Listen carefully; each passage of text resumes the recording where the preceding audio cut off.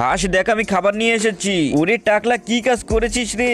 ইং বিং সিং খাবার বের হ, পিং পিং খাবার বের হ। এই দেখ হাঁস কত সুন্দর খাবার। বোকাচন্দ্রের বাচ্চা এটা তো পাথর। এই টাকলাকে আমি কেমনে বুঝাই? টাকলা চল আমরা শিকার করবো আজ থেকে। ওরে বাপরে শিকার করতে তো আমার ভয় লাগে, এটা তো করা ঠিক না। টাকলার বাচ্চা একদম ভয় পাবি না, আমি তো আছি তোর সাথে। শিকার করলে ডাইনোসর খাইতে পারবি তুই, ডাইনোসরের বিভিন্ন বিভিন্ন রেসিপি।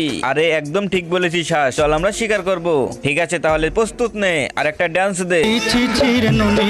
তখন হাঁস আর টাকলা ডাইনোসর শিকার করার জন্য বের হয়। বোকাচন্দ্র দাঁড়া, টাকলা দেখ এখানে ডাইনোসরের পায়ের ছাপ। হাঁসের বাচ্চা আমার তো খুবই ভয় লাগছে। বোকাচন্দ্র পেটে খাবার নেই, তাড়াতাড়ি চল। হাঁস আমার কিন্তু ভয় লাগছে। টাকলা ওই দেখ ডাইনোসর। ডাইনোসর তো মনে হচ্ছে না, কিন্তু চল টাকলা শিকার করি। তখন টাকলার হাঁস ডাইনোসরের পিছে পিছে যায়। বন্ধুরা চুপ, তোমরা ভিডিওতে লাইক করো আর চ্যানেলটি সাবস্ক্রাইব করো। এদিকে টাকলাদের পিছনেও একটা ডাইনোসর। ও মা, এ কি? এ তো ডাইনোসরের উপর ডাইনোসর খেয়ে ফেলছে। আর এটা টাকলার দেখতে পায়। হাঁসের বাচ্চা পিছনে দেখ কি ব্যাপার, পিছনে খোঁচাচ্ছে কে? ওরে বাপরে, জীব